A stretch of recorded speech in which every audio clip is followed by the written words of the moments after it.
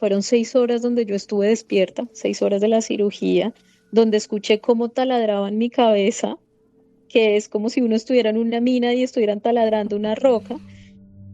A comienzos del 2025, Lorena Rodríguez, una empresaria boyacense de 34 años, se sometió a un procedimiento que parece sacado de una película de ciencia ficción. El nombre técnico es estimulación cerebral profunda. Me estaban preguntando en tiempo real cómo te sientes, qué sientes, incluso modulándome ahí las cargas eléctricas. Empecé a sentir ahí en esa camilla como efectos inmediatos, incluso dentro de la cirugía. Aunque no sentía dolor por la anestesia, Lorena estuvo consciente cuando le abrieron el cráneo y dejaron literalmente destapado parte de su cerebro. El objetivo de semejante operación era implantarle 4 electrodos diminutos que le ayudarían a superar la ansiedad y la depresión. Hubo momentos donde sentía mucho alivio. Yo siempre cargaba con un vacío, un nudo en la garganta, un vacío existencial. Y por momentos me decían, oye, con este parámetro, ¿cómo te sientes? Pero más allá de los riesgos que implica cualquier operación, Lorena se estaba jugando en ese momento una de sus últimas cartas para tratar de llevar una vida más funcional. No, mejor, para volver a vivir. Yo tuve una afirmación en mi mente que fue, ya no quiero sobrevivir más, estoy agotada. Yo quiero vivir, vivir de verdad, porque mi vida se basa en estar apagando fuegos o estar controlando mi mente o estos monstruos y poder estar más o menos laboralmente activa. Pero ¿qué sentido tiene eso? Es desgastante. Yo quiero tener paz, tranquilidad. Aunque la terapia y los medicamentos pueden ser de gran ayuda, hay personas para quienes eso no es suficiente. Son casos en los que el dolor no cede, el cuerpo no responde y la esperanza se vuelve cada vez más lejana. Para ellas, existen tratamientos más complejos, más profundos, más arriesgados y novedosos, como el que le practicaron justamente a Lorena. Cuando el dolor no se ve, el mundo tiende a minimizarlo, incluso uno mismo. Y es ahí cuando empieza la batalla de la persona que tiene depresión y ansiedad o depresión, que es poner una sonrisa incluso cuando por dentro el mundo está apagado, cuando está quebrado. En este episodio, Lorena Rodríguez nos cuenta cómo fue la operación que le cambió la vida y cómo son sus días después del procedimiento. Aquí me pusieron como un marcapasos para el alma realmente. Soy María Elvira Arango y esto es ¡Qué locura! Un podcast sobre salud mental para hablar de lo que no se habla. Este es Un lugar seguro.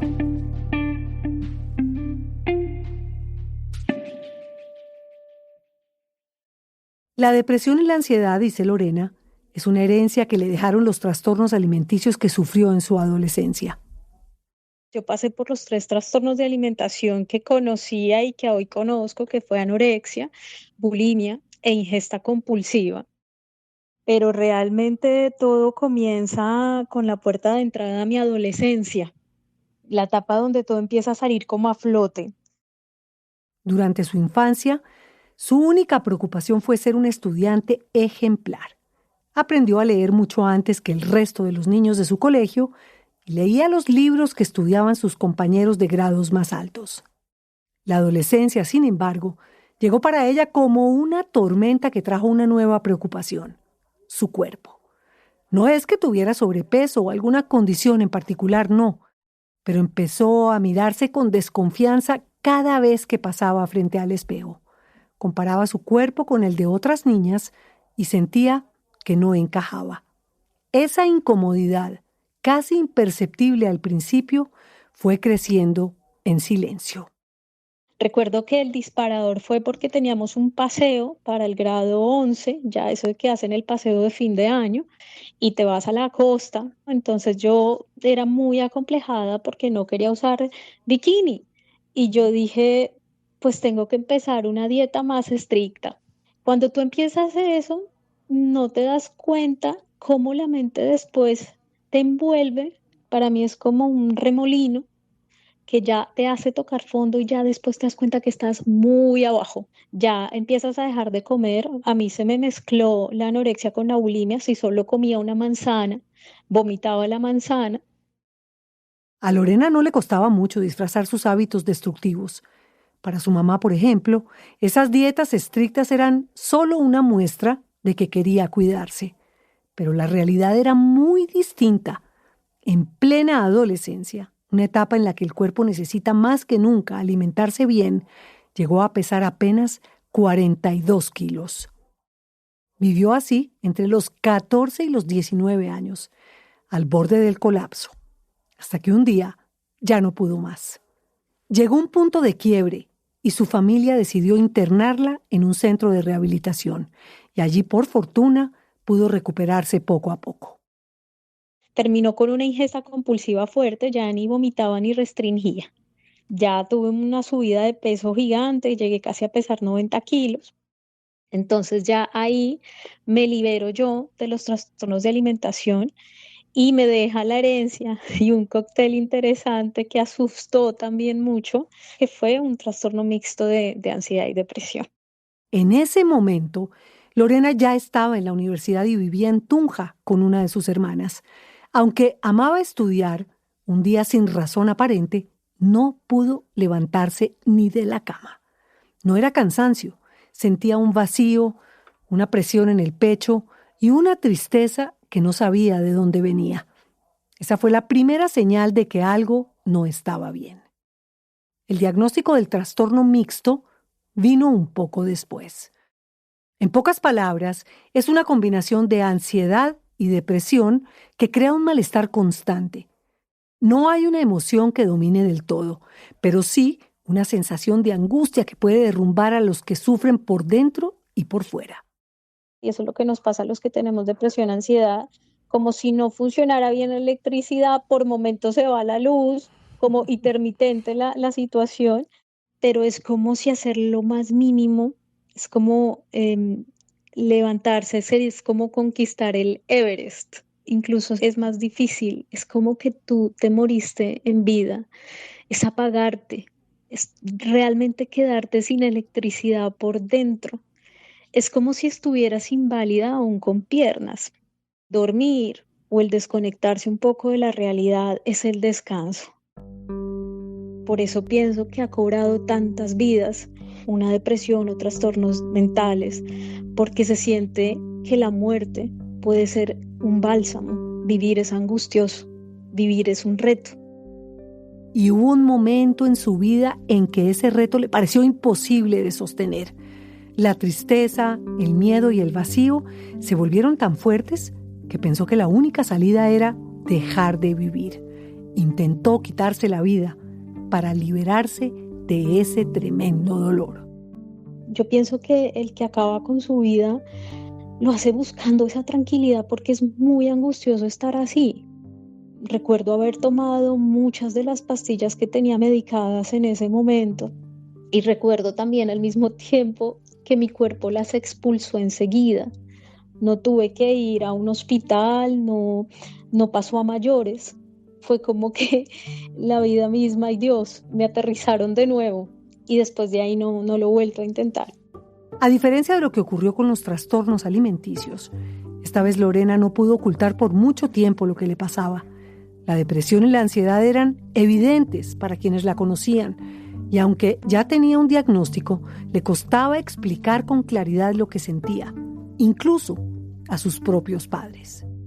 Explicarle a ellos que esto me está sucediendo es demasiado, demasiado difícil. De hecho, recuerdo que con mi mamá muchas veces hubo temas de, mami, tienes que ir a una charla o sería bueno que asistieras a una terapia conmigo. Y ella decía, pero es que yo no he hecho nada malo contigo, ¿no? O sea, yo con mis 3 hijos he sido igual. Yo a veces le decía a mi mamá, que ahora tiene más conciencia, Yo le decía, si hay días en que amanezco muy mal, no me digas, hey, levántate, vamos a pasear, vámonos a un centro comercial, porque esto es como si le dijeras al que está en una cama con una pierna rota, vámonos a correr hoy en una ciclovía o vamos a montar bicicleta. No se ve, pero por dentro estoy quebrada. Es difícil imaginar lo frustrante que puede ser sentir que algo se está desmoronando por dentro y al mismo tiempo ver que las personas más cercanas no pueden o no saben cómo acompañar a los que sufren. Hay unas sustancias que nos dan el placer, que nos dan la felicidad y puede que yo no las esté produciendo de una manera natural. Hay un desequilibrio. Así que pasé yo, digamos, si lo puedo decir así, hasta los por ahí 25 años, María Elvira, llevándolo sola, cargándolo sola, buscando yo opciones. Obviamente tenía ese apoyo económico de mi familia, pero no tenía el apoyo emocional. Es que Lorena lo intentó todo, desde la terapia tradicional hasta tratamientos holísticos que prometían armonizar su mente y su cuerpo. He recorrido un camino, yo digo, de sanación holístico e integrador. Así lo veo yo. Es toda una hazaña. ¿Por qué? Porque por un lado estoy buscando o estaba buscando mi sanación, de hecho, por diferentes corrientes, ¿no? Estudié angeología, Reiki, acudí a guías espirituales, que el chamán que se haga este baño, ¿no? Canalizadores, la religión católica, me volví cristiana, me volví a bautizar, rituales, todo lo que vibrara con luz, yo decía, allá voy.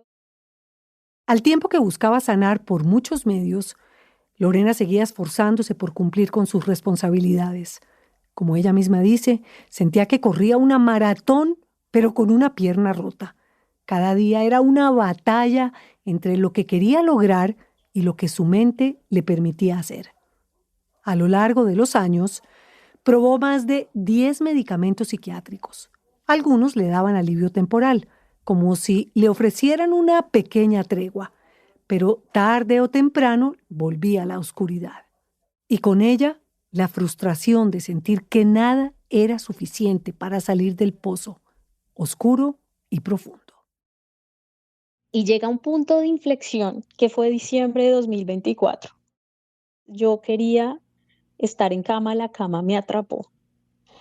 Ahí fue cuando mi hermana, que ya tiene mucha más conciencia con esto y es una amiga para mí impresionante, y me dijo, en mi casa me dicen chata, yo he visto que el doctor William puede tratar eso. Y para mí eso era surreal, María Elvira. Yo decía, pero ¿cómo van a tratar esto? Sí, o sea, yo ya llevo toda mi vida en esto, lo van a tratar con fármacos. Yo he probado más de 10 tipos de fármacos. Como te digo, esto ha sido una carrera contra todo. ¿Cómo lo pueden tratar? No, que sí lo puede operar. Lorena habla de William Contreras, un neurocirujano colombiano que lleva años estudiando el cerebro, pero más específicamente la forma en la que se pueden tratar enfermedades como el Parkinson y los trastornos mentales a través de las cirugías. El doctor Contreras nos ayudó a entender qué es lo que ocurre en el cerebro de una persona como Lorena.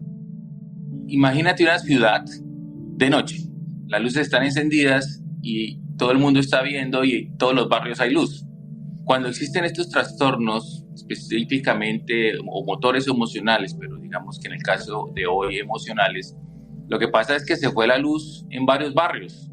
Entonces, cuando se nos va la luz en esas áreas que tienen que ver con las emociones, con la motivación, con la alegría, pues ese paciente, hagan lo que hagan o díganle lo que le digan, decir, lo motiven como lo motiven o lo inviten al viaje que sea, viaje en sueño, pues no va a estar bien. Lorena no pudo seguir trabajando en su empresa. Era finales del 2024 y su salud mental ya no le permitía sostener una rutina. A eso se sumaba una preocupación que le pesaba aún más. Su papá estaba enfermo y al borde de la muerte. Fui premiada en el trabajo como la que mejor dio resultados en 2024 y yo decía, wow, entiendo que lo desgastante que es porque vivo una batalla en la mente, pero también trato de ser una persona funcional. Es totalmente desgastante. Funcional con la cara y la máscara por fuera, pero por dentro con la batalla. Y vivir así ya es agotador. Durante mucho tiempo investigó sobre su trastorno y aunque encontraba historias de algunas personas que habían logrado salir adelante, le frustraba profundamente que ese no fuera su caso, como si el alivio existiera, pero siempre fuera para otros. Quizás por eso los episodios de depresión se hicieron cada vez más frecuentes, más largos, más difíciles de atravesar. Y eso yo siempre lo discutía con los psiquiatras. Oye, hay gente que tiene depresión y se medica 6 meses y sale adelante. Hay una solución. Pero ¿por qué yo llevo años y años y años y nada? Y fue entonces cuando el doctor William apareció en mi vida como una luz al final del túnel. Fue para mí como, oye, esto se puede operar. Podemos hacer algo. Hay una oportunidad para ti. En líneas generales, la estimulación cerebral profunda busca poner electrodos en los puntos del cerebro en donde se unen varios circuitos, como si fueran cruces de caminos por donde pasan emociones, pensamientos y decisiones. En el caso de Lorena, estos circuitos no estaban funcionando bien y eso generaba un desequilibrio constante.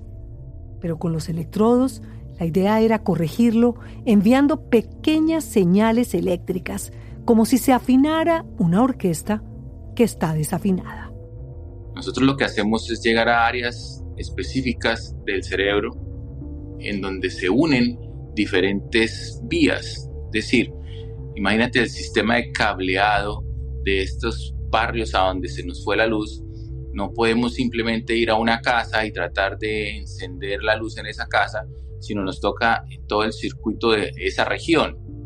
Entonces nosotros lo que hacemos a través de esta estimulación cerebral profunda es devolverle el ritmo a ese cerebro, y al devolverle el ritmo, o sea, la electricidad normal, se devuelve también la comunicación que existe entre las neuronas, que se hace a través de unos componentes químicos que nosotros llamamos neurotransmisores, y esas áreas, esos barrios que están oscuros, les vuelve la luz.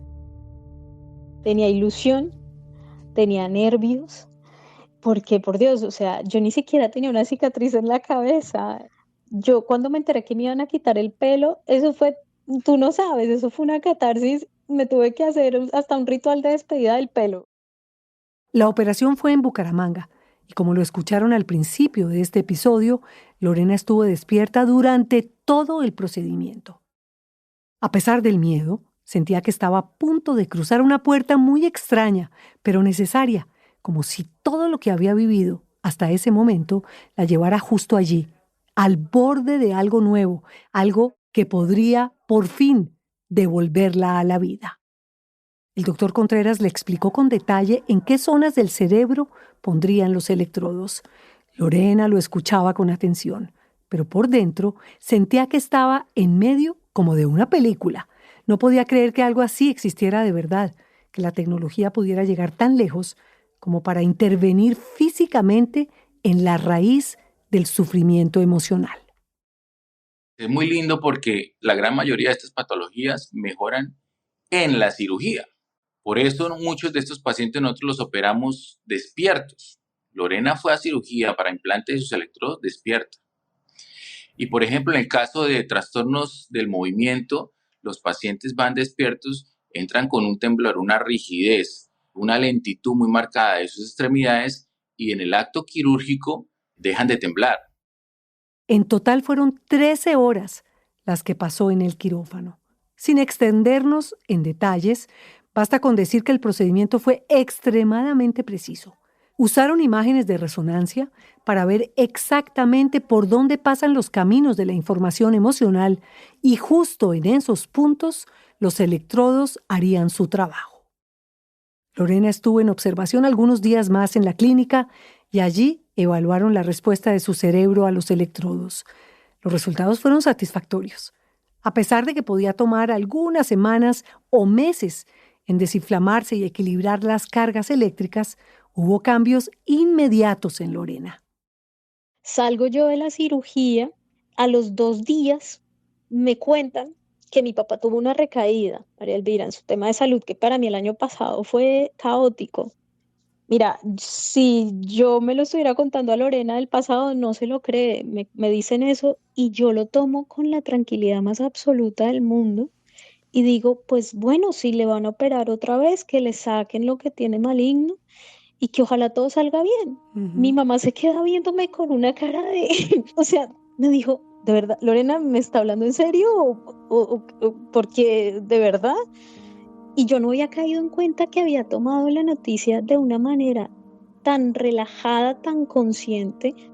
Yo sé que todo es paulativo, todo va progresivo, pero inmediato sentí eso. Aunque suena como un auténtico milagro, ese no es el final del tratamiento para pacientes como ella. Esta cirugía es una especie de atajo y también de último recurso para recuperar la funcionalidad. Pero como dice William Contreras, es vital seguir el trabajo con psicólogos y con psiquiatras después de la operación. Nuestro objetivo no es quitar los medicamentos. Si los podemos disminuir, bienvenido. Tú sabes que estos medicamentos, sobre todo los que tienen que ver con depresión, se demoran en actuar al principio y no es como que tú lo puedes quitar de un día para otro. A diferencia de lo que ocurría antes, Lorena hoy ve cambios que pueden parecer pequeños, pero que para ella son enormes.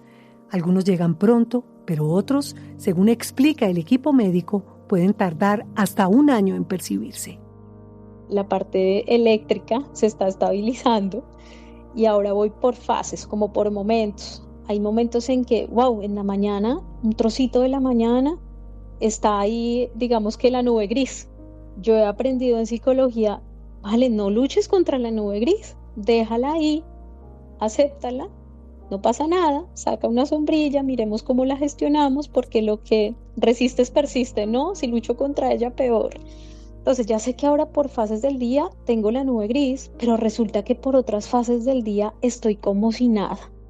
Eso para mí ya, así sea 1 hora del día, María Elvira, en que yo me sienta plena, eso ya es un descanso para el alma. Otra de las mejoras importantes ha sido el manejo de la ansiedad con la comida. Aunque Lorena reconoce que sigue siendo vulnerable, también dice que ha aprendido a mirarlo con más conciencia. Para mí, muchas veces la comida en momentos de crisis funcionaba como un ansiolítico o que se me disparaba más la compulsión por comer, pese a que ya no caía en conductas agresivas o de anorexia o de bulimia. Y siempre estaba como muy ansiosa, muy queriendo comer de más o pensando en comida como ansiolítico. No se trata de castigarse ni de huir de los problemas, sino de entenderlos, de reconocer las emociones que hay detrás y de responder de una forma más sana. Estoy comiendo de una manera consciente, no estoy contando, hey, pasaron 3 horas, ya me toca comer, o qué comí, o tengo ganas de comer algo porque estoy preocupada y pensar en que es hambre emocional, que no es hambre real. Entonces, eso fue vital. Otra cosa fue la capacidad de reírme un montón con mi mamá, la capacidad de querer arreglarme, querer maquillarme, porque hasta eso se va cuando tienes depresión.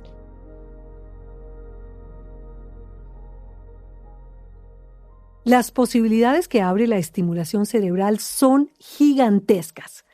Esta tecnología tan precisa podría incluso aplicarse para solucionar problemas emocionales menores, pero no se trata de usarla en cualquier caso. De hecho, solo se les practica a quienes nada más les ha funcionado, ni la terapia, ni los medicamentos, Todo esto ni que otros se tratamientos. denomina neuroestética es algo que viene muy fuerte y que es bastante peligroso. El tema es ponerle los límites en los Claro. cuales yo no opero un soldado en la amígdala cerebral para que no tenga miedo y entonces se pueda inmolar en una guerra o algo así, porque eso hoy en día lo podemos hacer. Hoy en día, siguen afinando el procedimiento para que sea cada vez más efectivo. Como en cualquier cirugía, no hay éxito garantizado en todos los casos, pues hay personas que a pesar de todo no presentan mejoría.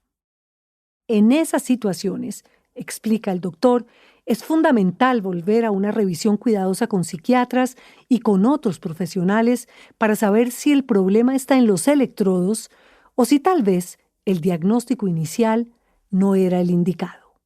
Y aunque suena como una operación inalcanzable para muchas personas, La verdad es que cualquiera que cumpla con las condiciones previas La puede estimulación acceder cerebral a profunda ella. está cubierta por el sistema de salud.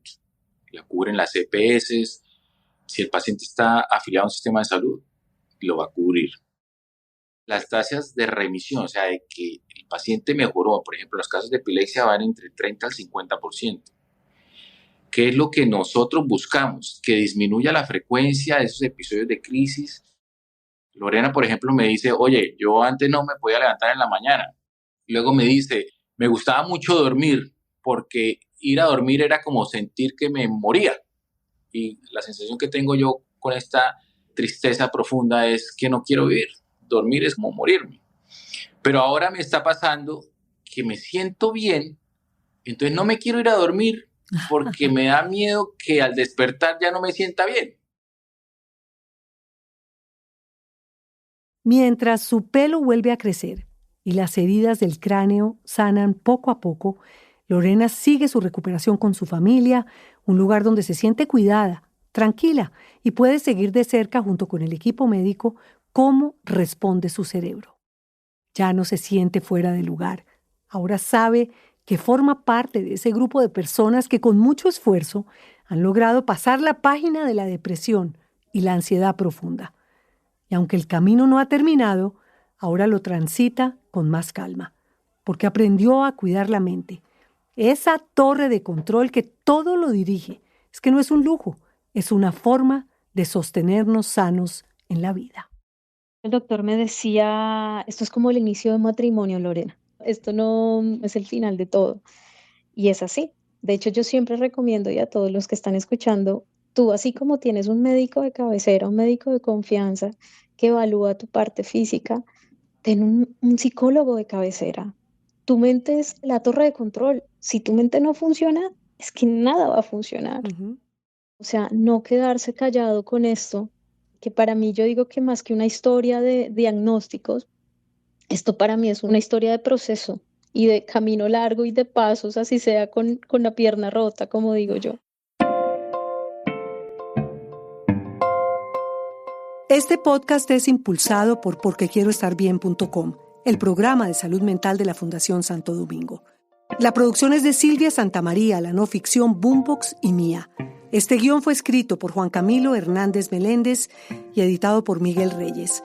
El diseño de sonido es de Pablo Restrepo. La ilustración de la portada es de Isabela Soto Vallejo. Gracias por apoyar este proyecto, también a TQ y su marca MK, medicamentos totalmente confiables. Recuerde que hablar nos hace bien. Consulte e infórmese sobre salud mental en porquequieroestarbien.com, el programa que acompaña a miles de personas.